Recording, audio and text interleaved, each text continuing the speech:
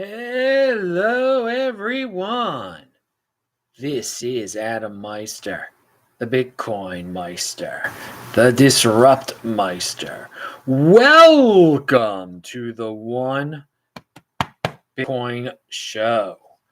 Today is October the 6th, 2019. Strong hand.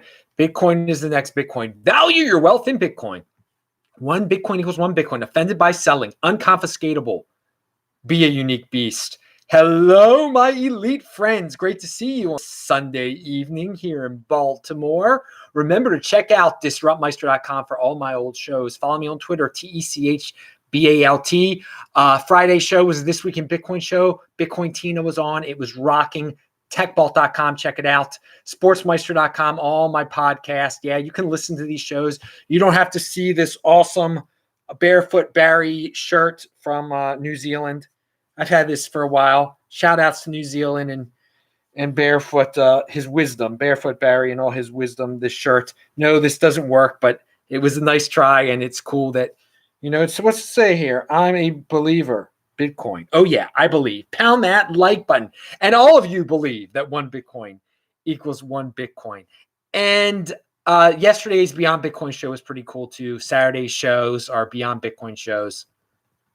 Hopefully, you're playing this at 2x. And if you're watching this taped, you're completely skipping this part of the show and just getting to the meat of it. But some people enjoy this part. Because, you got to catch up on life. This is more than just Bitcoin, man. We talk about life. There's a whole little nation around this show, I guess. I don't know. It's a way of life around this show. So speaking of that, all the people in the Bitcoin Meister Nation that support the show, like City in the Sky, he sent $10 in the super chat. He said, interesting discussion. Thanks, guys. And Colonel Swan Jr. also sent $10 in the super chat. He said, there is no crypto. There is only Bitcoin. I mean, is that from the Ghostbusters? There is no Dana, only Zool. Pound that like button because Ghostbusters was a lot better than Ghostbusters 2, but for some reason, people think they were equal now. I don't get that one. Anyway, so, and you can watch it for free when you're traveling on the plane. You watch it on the, you can probably get it on the internet for free now also. Yeah, what was, and if you've got questions, type in Bitcoin Meister. You can do a super chat or just type in Bitcoin Meister, and I'll answer your questions. I'll read what you have to say. And Johnny NY just said, Bitcoin Meister, nice haircut. Well, thank you. I also shaved yesterday. No, I got my haircut. What was it? I got my haircut on Friday, actually, but I washed my hair and shaved last night. So I think it looked nice today. It was supposed to. I was supposed to look nice today for the events of today, which I discussed yesterday. We won't talk about that. Well, maybe we'll talk about the events next Saturday. What happened today? It was a good day today. It was a good day, an honorable day today. I want to also say that I know where I'm going after Australia. Where I'm coming back to Baltimore for Thanksgiving, and I'll be in Baltimore until December the 12th. And I will leave on December the 12th for Tucson, Arizona. Yeah, I've been there before. I liked it. It's warm there during the winter. So I'm going to be in Tucson, Arizona from December 12th to 14th, December 12th to January 14th. So that's over a month. My place it's an Airbnb. It's not costing me very much. So maybe I'll travel around when I'm down there too. Maybe I'll go up to Phoenix. If you're in Arizona, if you're around there, give me some ideas. Shout outs. I like to be in warm places. So December 12th to January 14th, I will be in Tucson, Arizona. And then after that, who knows? I'll probably go international after that. But yeah, if you've got an idea, send them. Techbalt, TECHBALT, or you can email me at adam@tresorhelp.com. And this intro was really long. I mean, it was really long. You should have fast forwarded through this. I'm hoping you're playing this at 2x. Oh my. So let's get to the meat of the show. The fiat system hides information. This is from Akrul. The fiat system hides information like price volatility and postpones market effects. It treats you like a child. Bitcoin puts price information in the open, makes market effects evident, and treats you like a grown-up. I agree with that. I think that's a good comparison, a good way of explaining the two. But most people want to be treated like a child. Individualism is the accomplishment. They want someone to take care of them. They want the fiat system. They want the truth hidden from them, okay? They want market distortions. They hope they're going to get lucky. They want to fit in. They don't want the cold, hardcore truth of this is what you get. There's only going to be 21 million of them. If you don't have it, you don't have it. No one can take it away from you. They want government intervention. They want, if they don't feel like there's enough fiat out there, they want the government to print more, to spend more. Okay? So yeah, it treats you like a child. Fiat treats you like a child. And people want that. And that's why I'm saying fiat is not going away. The dollar will remain king of the fiat world. We've discussed this on the Beyond Bitcoin shows. We've discussed this. MMT works for the 80%ers. We're living in an MMT world right now. But if you're a 20%er, you can opt out into the Bitcoin overlay. Yes, it takes personal responsibility. And it might not be comfortable at first. It takes some getting used to value your wealth in Bitcoin. You're not fitting in, okay? You're definitely not fitting in the mainstream society if you're in the Bitcoin. But over the long run, you will be very happy, okay? And you will be a grown-up. But most people won't go that way. I don't believe in hyper-Bitcoinization because of that, because I know the way 80%ers think. I am a realist. They will go with FedCoin. They will go with whatever is easy. They will go with whatever takes care of them. But there will still be a huge hunk of people that will get into Bitcoin. And the 80%ers will go in and out of Bitcoin. They will gamble on it. They will get into fiat, get into altcoins, worthless altcoins, and pump them up and get into scams and then leave and be disappointed, then come back in, always buying high, selling low. You know how it goes. But I do like that tweet. But we have to be realistic. 80%ers will always outnumber the 20%ers. People aren't going to all of a sudden understand the glory of economics because of Bitcoin. They're not. They're going to want the easy answers, okay, forever and ever. They're going to want people to take care of them. Collectivism is the default. Individualism is the accomplishment. Pound that like button. Moving on, Tour de Meester has a great tweet out there. And I've referred to this before. He says, I noticed my following has been flat for months. He's talking about his Twitter following. Retail is not in this market. It's still an early bull market. And then he goes on to say, retail is always late to the party. Good point. Yeah, the 80%ers, they're not flocking into Bitcoin right now. It is, and a lot of 20%ers are freaked out by it too, okay? Because the price dropped so much before. And whatever's keeping this price up, it is not regular retail newbies, okay? Be it 80%ers or 20%ers. And he can tell by his Twitter feed when people were coming into the space, he was getting more and more followers. There was all this hype. That's not going on now. And I agree. I think that is, it's not a scientific way of, saying what's going on in the market. Okay. It's not a scientific measurement, but it's, I think it's a legitimate one in this situation. I think we can tell, through that and other signs that retail isn't piling into Bitcoin right now. But we saw it happen before from all over the world. Retail in South Korea, retail in the United States, just regular Joes, 80%ers, 20%ers coming in. Some of the 20%ers stuck around. And I guess a few of the 80%ers maybe. But it'll happen again. Be patient, people. So yeah, without the influx of retail, the regular Joes buying Bitcoin, you can, in terms of fiat, if you value your wealth in fiat, well, yeah, you'll see the price of Bitcoin could go down more. But at the same time, we get the institutions, some governments could secretly buy it. There could be some terrible catastrophe, a financial catastrophe in some country we can't even think of right now, and their regular Janes and Joes will pile into it. So you never know what's around the corner. I don't believe in charts predicting anything because charts don't predict financial catastrophes. Charts don't predict human behavior. I don't think.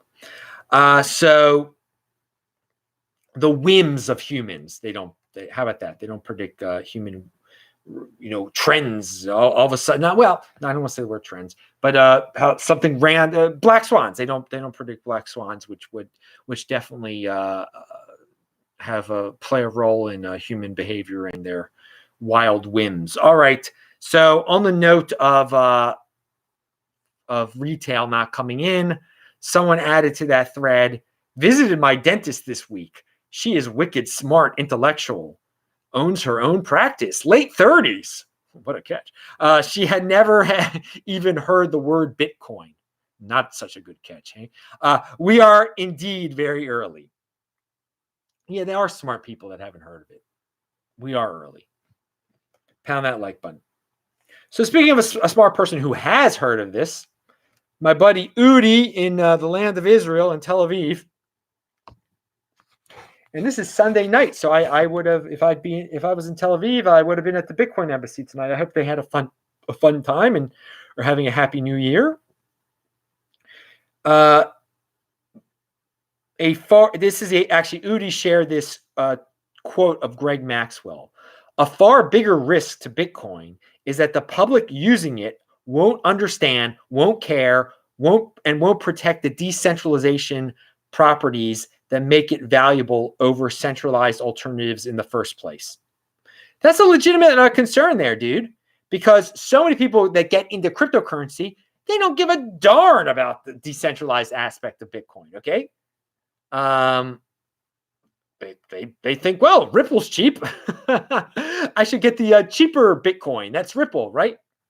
So there'll be plenty of people that get used to Bitcoin for whatever reason they got into Bitcoin. They won't care about the decentralized aspect. They'll be like, we need a new governance. We need and then there could be social campaigns, social FUD campaigns that really get those type of people excited, saying, hey, we need to change the governments. We need to make this centralized. And they'll fork off and create centralized Bitcoin, but they'll still be the real Bitcoin then. But that still will be a threat. Social campaigns like that take advantage of the naivete of so many people in the space when it comes to the halving, when it comes to decentralization, when it comes to being unconfiscatable and uncensorable. So a lot of people just get in it for completely whack reasons, but this is where the big boys play. So those people can own Bitcoin too. But they can be easily convinced to get on board with things that could threaten the stability of the Bitcoin community. Not Bitcoin. Bitcoin will remain Bitcoin.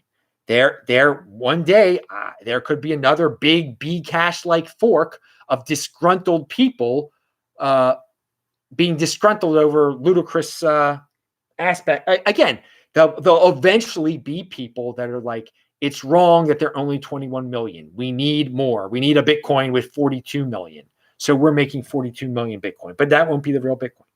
All right. So here's something to keep an eye on. And I don't know how true this is.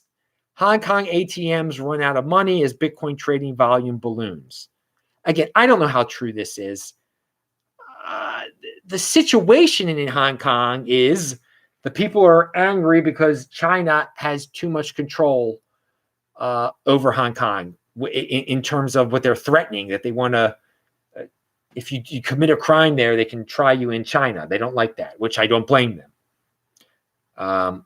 But would that all of a sudden cause a bank run at this point? And again, they're having protests there every day, but would that cause a bank run that would cause the ATMs to run out of money?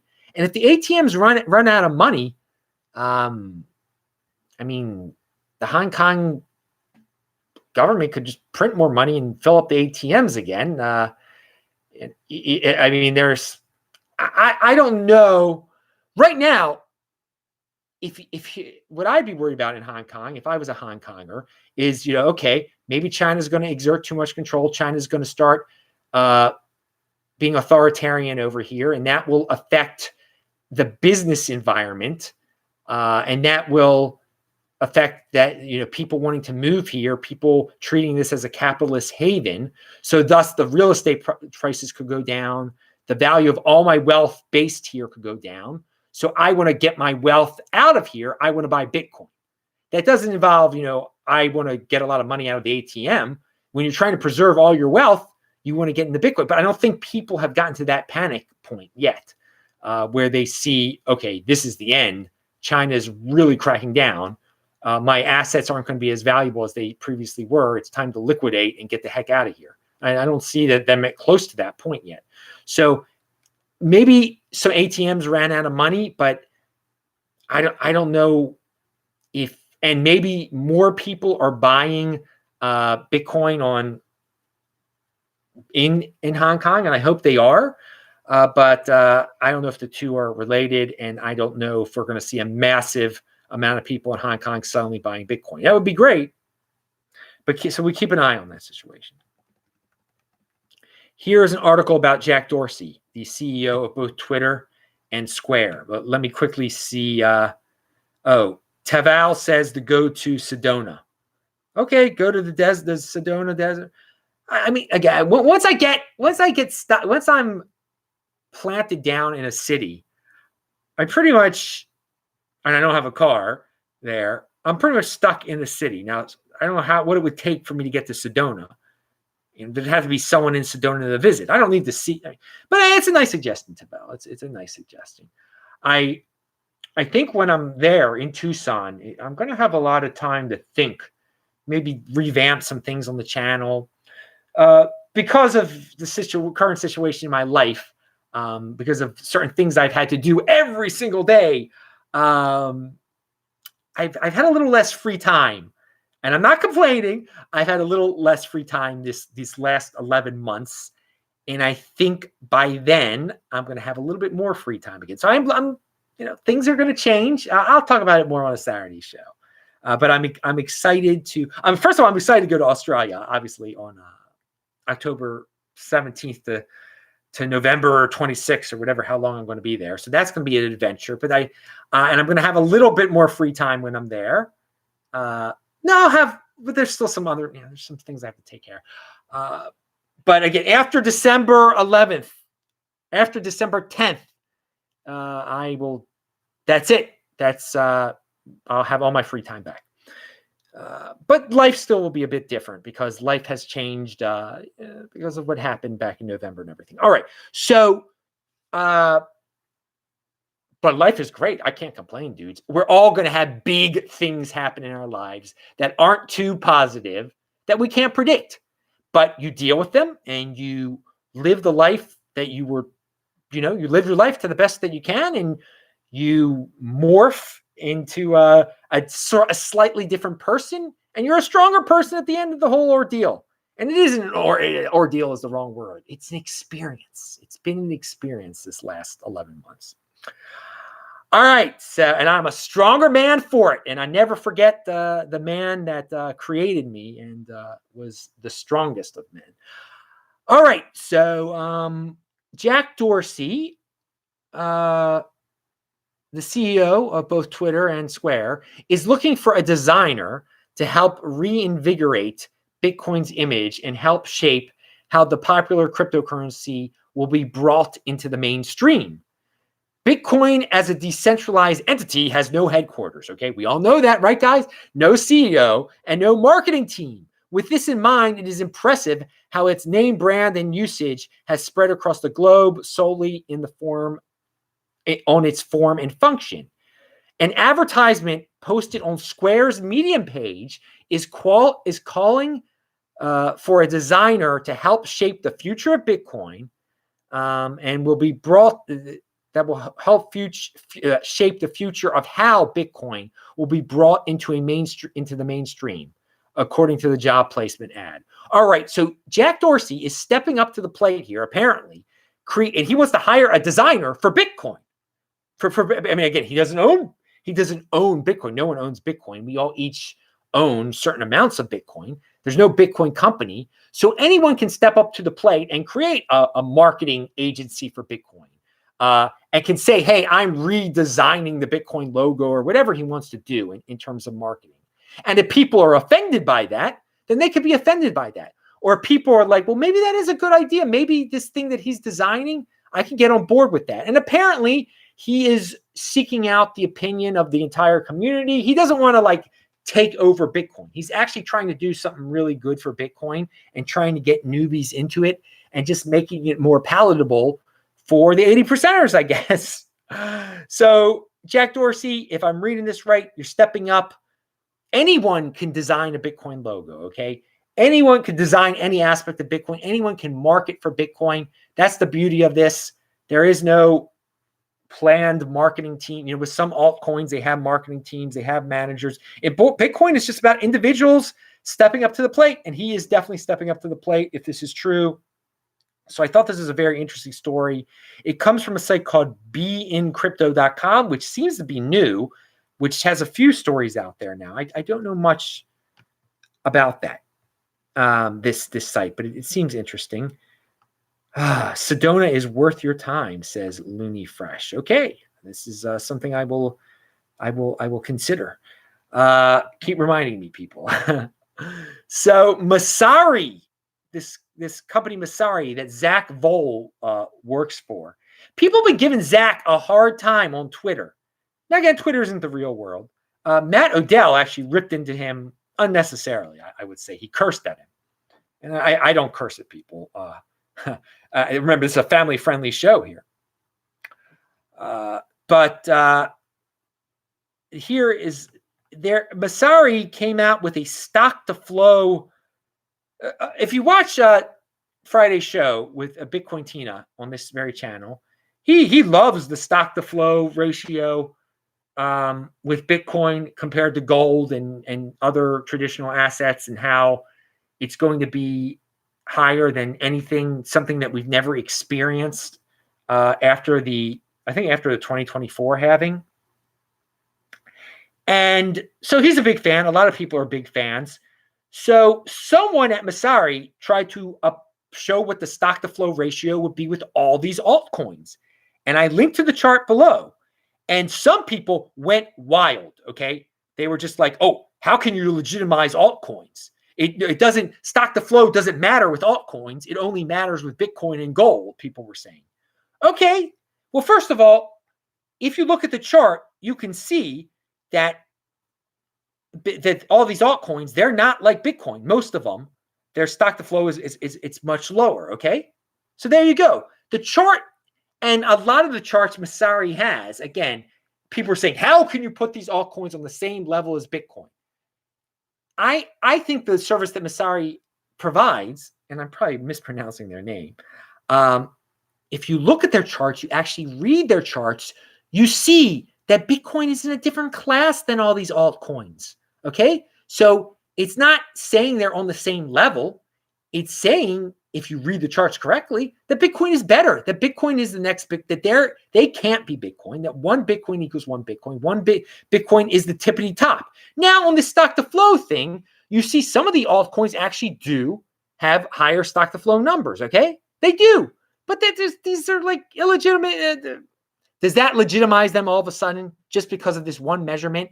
And it also shows that if you can't apply the measurement to everything, then maybe it isn't this amazing messiah type of measurement that a lot of people are saying it is. Now, I think it is a very interesting measurement, okay? But you can't deny that if you apply it to some of these altcoins, that their number is higher than Bitcoin. Okay, so we can go into the reasons why that is. And maybe it's just not the perfect thing that everyone is saying that it is. But to vilify Zach Voles and to vilify Masari, I don't think they have bad intentions here, okay? I don't think they want to bring down Bitcoin, and I don't think they want to uplift altcoins to the same level as Bitcoin. And I think people are overreacting a lot. And I've had people ask me, I don't know if it was specifically with stock to flow. I think it was. what what would the altcoins be? I think, yeah, would their stock to flow be? Or maybe it was another measurement. I don't know. But the point is, people are curious about things like that. Again, I am a Bitcoin firster. I don't think you can get spastic about other people talking about altcoins. I mean, have confidence in Bitcoin. Let people have charts that have altcoins and Bitcoins on it. It's not the end of the world. I don't think people are like, well, people are going to get fooled by this. Do you think the newbie 80%ers read Masari charts? Seriously. They're watching YouTubers that are telling them to invest in BitConnect, okay? Those are the people that are getting fooled, all right? They're not going to get to the level where they're seeking out charts that are talking about complex measurements, all right? They want fancy sets and graphics, and they want people to straight up say, this coin is better than Bitcoin. They want simple explanations, okay? So to say that people that seek out complex numbers and complex explanations are going to get fooled and are going to get tricked by Masari, it's hard to believe. It's hard to believe, and it's really something you shouldn't be wasting your time worrying about. So, and on Twitter, Twitter's a place where people love to just rip it onto each other and get into arguments like this. This was a waste of time. I think learning about the chart and learning about the charts Masari has, that's a good use of time, because when you understand them, you see that, wait a second, Bitcoin is a completely different animal than these other altcoins. All right. And by the way, the stock to flow ratio is, and this is logical here, okay, what I'm about to say. This is basically the same for Bcash, for BSV, for B Gold, and for B Diamond as it is for Bitcoin, okay? Because they're all, because they're forks of Bitcoin. They have the same halving schedules, all right? They have the same amount out that's already produced, and they keep producing the same amount. Now, again, with B Diamond, it's all at a 10x level, but you get the point. So why aren't those things these gifts from above? Okay, well, we know why, because people don't believe in them. They can be changed arbitrarily. Who knows if they won't in the future? If they get enough, they're centralized. They're centrally controlled. So maybe they'll get enough pressure in the future. No, we want to have 25 million. So that messes up or we want to produce them faster. We want to produce new Bcash faster than Bitcoin is produced. Okay, so that's why there's not the confidence behind them that they're not going to change, and that's why I think some people are saying, well, you can only use stock to flow as a measurement on gold and Bitcoin, because there's just a limited amount of gold out there in the earth. There just is, although or in the solar system, whatever. Just the Bitcoin numbers are set in stone. And the Bcash numbers aren't necessarily set in stone. How about that? That's a better explanation. But still, charts like this, you understand. You start to understand the concept of stock to flow better. And the concept of altcoins being different than Bitcoin. So here's a tweet from Udi that's his own words. Some Bitcoiners say, why didn't the SEC slap EOS harder? And then they also say, why doesn't the New York Attorney General leave Bitfinex alone? It's none of your business. So the people who say both of that aren't making a lot of sense. They want the government to slap down EOS even harder, but they don't want the government to slap down Bitfinex and Tether at all. Here's my take on it. I'm consistent. I don't want the New York Attorney General slap it down Bitfinex and Tether. I don't want the government slapping down EOS. It's government interference. No, it's force. It's force. Okay, and I don't believe in that. There's no reason to use. This is where the big boys play. Let people figure it out on their own. If they want to invest in EOS, let them invest in EOS. If EOS wants to print EOS, if EOS wants to have a ICO, let them do it. It's not hurting anyone. It's not people voluntarily get into it. Okay. No one's forcing them to buy the EOS. No one's forcing people to buy Tether. They don't need big mommy NYAG to look after them. Okay. You learn from your mistakes. This is where the big boys play. So good point, Udi. Let me return to over here for a second. See if there are questions. Crypto Kerbit, who is a dude who retweets my stuff on TechBalt on Twitter. Thank you very much, dude. People remember retweet. That's a great way to support. He says, come to Canada in the winter. No, I dare you. No, I will not. I'm sorry. I will come there in the summer, though. One summer. Will it be this summer? Who knows? But in the summer, I love the summer weather there. In Alberta, it was beautiful, beautiful. But not in the winter. I'm not going there in the winter.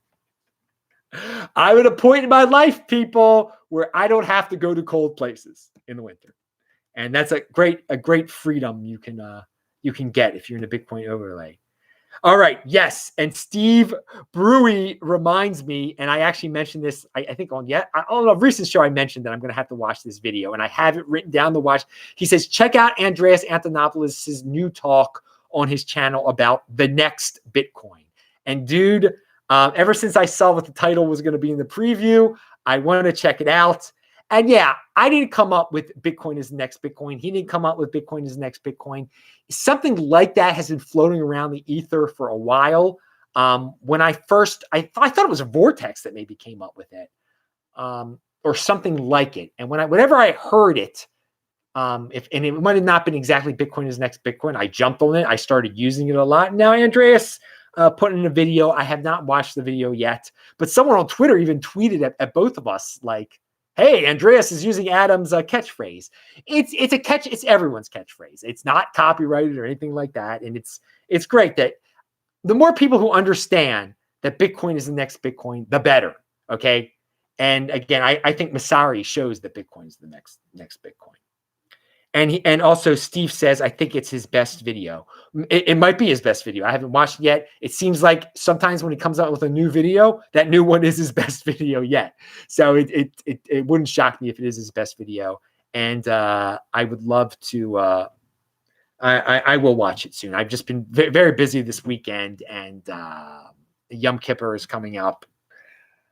So I'm up way too late tonight again, and I have to get up early tomorrow, but I will watch it, and as soon as I watch it, I will talk about it on this channel, no doubt about it. So don't spoil it for me.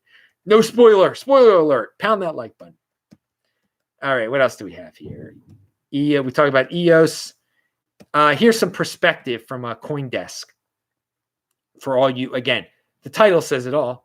Or Bitcoin is 2019's best performing asset, even after recent price downturn. Bitcoin prices have more than doubled in 2019 for you fiat freaks, far outpacing the 31% return for U.S. tech stocks, which Goldman Sachs deems the best performing asset class year to date. So there's some perspective for you. Even though some of you weak hands are freaking out that Bitcoin has gone from 10,000 to whatever it is now, under 8,000. I haven't checked the price in an hour or so. And it's still, keep it in perspective, dudes, for you fiat freaks. It's like doubled. And not what else on this planet has compared to Bitcoin since January 1st. So don't worry about it, people. When somebody tries to freak you out about Bitcoin, take the bigger worldwide perspective. You're doing better than all of those other people and those other asset classes. And finally, this is from BTC Chris, who's a cool dude on, he retweets my stuff also, or I retweet him. One of the two, or both of the two. Yeah. Don't think you have enough money to invest in Bitcoin. Now, some of this stuff is funny. I wouldn't advise all this. But if you don't think you have enough money to invest in Bitcoin, here's what BTC Chris says to do. Make coffee at home. Save $4 a day. Well, I wouldn't even drink any coffee. Roll your own cigarettes. Save $6 a day. Don't smoke any cigarettes. You'll save a lot more money than that. Intermittent fasting, save $10 a day. Well, actually, eating healthier will save you money every day.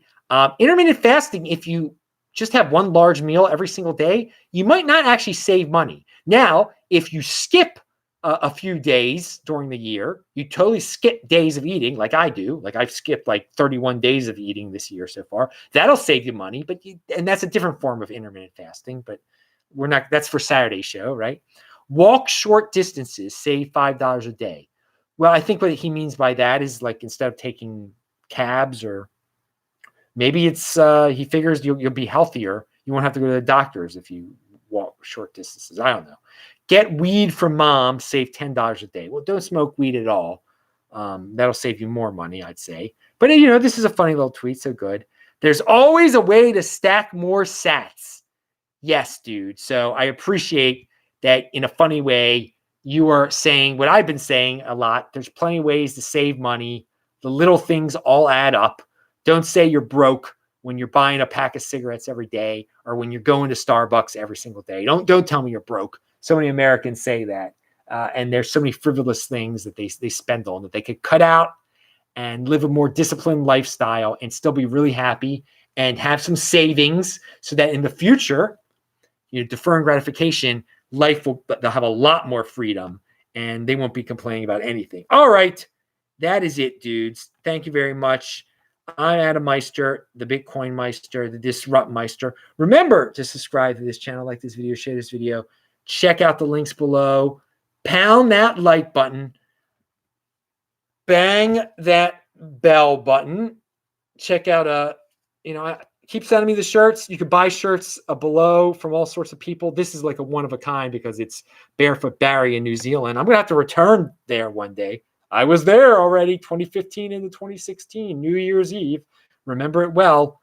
I did something cool that day. It turned New Year's Eve in Auckland, and then I posted on my personal Facebook page pictures of the New Year's Eve saying, I am posting this from 2016. And of course, in the United States, it was still daytime in 2015. So people thought that was really cool. I was posting it from the future. All right. Bookmark this channel. Click on those squares. New show here every single day. I will say hi to all you dudes in the chat. If you're in Australia, if you're in Europe, if you're in Africa, I love you all. Pound that like button. Bye.